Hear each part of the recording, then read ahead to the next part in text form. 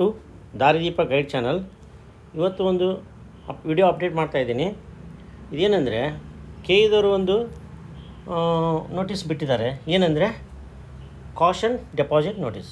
ಯಾಕಂದರೆ ಇದು first round result ಬಂದ ನಂತರ ಎಲ್ಲರೂ ಚಾಯ್ಸ್ ಎಂಟ್ರಿ ಮಾಡ್ತೀರ. ಫಾರ್ ಎಕ್ಸಾಂಪಲ್ MBBS ನಲ್ಲಿ ನಿಮ್ಗೆ ಸೀಟ್ ಸಿಕ್ಕಿದೆ, ಒಳ್ಳೆ ನಿಮಗೆ ಸೀಟು ಲೈಕ್ ಆಗಿದೆ, ಸ್ಯಾಟಿಸ್ಫೈ ಆಗಿದ್ದೀರ, ಅದಕ್ಕೆ ನೀವು ಫಸ್ಟ್ ಚಾಯ್ಸ್ ಎಂಟ್ರಿ ಮಾಡಿ ಅದರಲ್ಲಿ ಒಂದು ಫೀನ ಪೇ ಮಾಡ್ತೀರ. ಪೇ ಮಾಡಿದ ನಂತರ ಕಾಲೇಜಿಗೆ ಹೋಗಿ ರಿಪೋರ್ಟಿಂಗ್ ಆಗ್ತೀರ. ಅದೇ MBBS ನಲ್ಲಿ ಸೀಟ್ ಸಿಕ್ಕಾಗ ನಿಮಗೆ ಲೈಕ್ ಆಗಿದೆ, ಬಟ್ ಇನ್ನೂ ಒಂದು ಅಪ್ಗ್ರೇಡ್ ಆಗಬೇಕು ಅಂತ ಒಂದು ವೇಟ್ ಮಾಡ್ತಿದ್ದಾರೆ. ಅದಕ್ಕಾಗಿ ನೀವು ಚಾಯ್ಸ್ ಎಂಟ್ರಿ ಸೆಕೆಂಡ್ ಎಂಟ್ರಿ ಮಾಡ್ತೀರ. ಅದಕ್ಕೂ ನೀವು ಪೇಮೆಂಟ್ ಮಾಡ್ತೀರಾ. ಬಟ್ ಸೆಕೆಂಡ್ ರೌಂಡ್ನಲ್ಲಿ ಯಾವ ಒಂದು ಕಾಲೇಜ್ ಸಿಗುತ್ತೆ ಅದಕ್ಕೆ ನೀವು ಹೋಗಿ ಆವಾಗ ರಿಪೋರ್ಟಿಂಗ್ ಮಾಡ್ತೀರ. ಅಲ್ಲಿವರೆಗೂ ನಿಮಗೇನು ಕೆಲಸ ಇಲ್ಲ.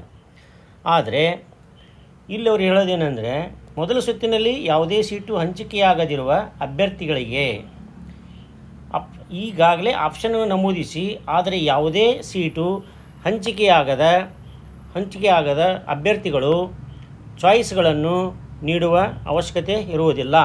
ಅಂದರೆ ನಿಮ್ಗೆ ಯಾವುದೂ ಸೀಟು ಅಲಾಟ್ ಆಗಿಲ್ಲ ಅಂದರೆ ನೀವೇನು ಚಾಯ್ಸ್ ಎಂಟ್ರಿ ಮಾಡೋ ಅವಶ್ಯಕತೆ ಇರೋದಿಲ್ಲ.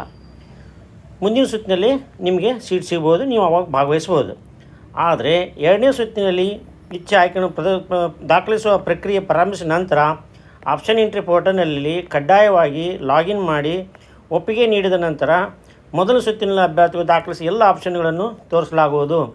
ಅಂದರೆ ನಿಮಗೆ MBBS ಸೀಟು ಅಲಾಟ್ ಆಗಿಲ್ಲ ಅಥವಾ ನೀವು ಮೂರನೇ ಚಾಯ್ಸನ್ನು ಎಂಟ್ರಿ ಮಾಡಿರ್ತೀರ, ಆವಾಗ ನೀವು ಏನು ಮಾಡಬೇಕಂದ್ರೆ ಸೆಕೆಂಡ್ ರೌಂಡ್ನಲ್ಲಿ ನಿಮಗೆ ಇವೆಲ್ಲ ಆಪ್ಷನ್ಗಳು ಎಂಟ್ರಿ ಮಾಡಿರೋದು ಕಾಣಬೇಕು ಅಂದರೆ ಅಲ್ಲಿ ನೀವು ಪೋರ್ಟಲ್ನಲ್ಲಿ ಹೋಗಿ ಸೆಕೆಂಡ್ ರೌಂಡ್ ಆಪ್ಷನ್ ಬಿಟ್ಟಾಗ ಸೆಕೆಂಡ್ ರೌಂಡ್ನಲ್ಲಿ ನೀವು ಲಾಗಿನ್ ಆದ ನಂತರ ನೀವು ಆವಾಗ ನಿಮಗೆ ಪೋರ್ಟಲ್ನಲ್ಲಿ ಎಂಟ್ರಿ ಮಾಡಲಿಕ್ಕೆ ಕಡ್ಡಾಯವಾಗಿ ಒಂದು ಲಾಗಿನ್ ಆದ ನಂತರ ನಿಮಗೆ ಆಪ್ಷನ್ನು ಅವಾಗೆಲ್ಲ ನೀವೇನು ಫಸ್ಟ್ ರೌಂಡ್ನಲ್ಲಿ ಎಂಟ್ರಿ ಮಾಡ್ತಿರಲ್ಲ ಅವೆಲ್ಲ ಕಾಣ್ತವೆ.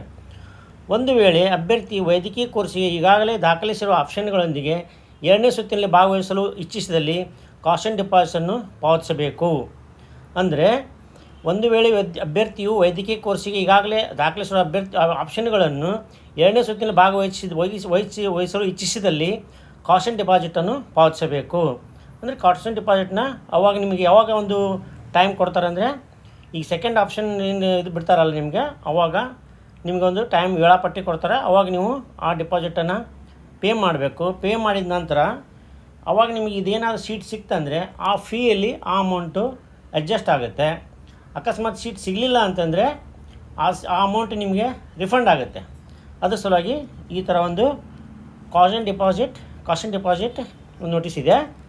ಇದನ್ನು ಇಂಜಿನಿಯರಿಂಗ್ನವರು ಫಸ್ಟ್ ರೌಂಡು ಸೆಕೆಂಡ್ ರೌಂಡಿಗೇನು ಇದನ್ನು ಪೇಮೆಂಟ್ ಮಾಡೋ ಅವಶ್ಯಕತೆ ಇರೋದಿಲ್ಲ. MBBS ಹೋಗಬೇಕಂದ್ರೆ ಮಾತ್ರ ಈ ಒಂದು ಅಮೌಂಟನ್ನು ನೀವು ಪೇ ಮಾಡಬೇಕಾಗತ್ತೆ. ನಿಮ್ಗೆ ಇಂಜಿನಿಯರಿಂಗ್ನಲ್ಲೇ ಕಂಟಿನ್ಯೂ ಮಾಡ್ಬೇಕಂದ್ರೆ ಇದೇನು ಮಾಡೋ ಅವಶ್ಯಕತೆ ಇರೋದಿಲ್ಲ. ಸೊ ವಿಡಿಯೋನ ಲೈಕ್ ಮಾಡಿ, ಶೇರ್ ಮಾಡಿ, ಸಬ್ಸ್ಕ್ರೈಬ್ ಮಾಡಿ. Thank you.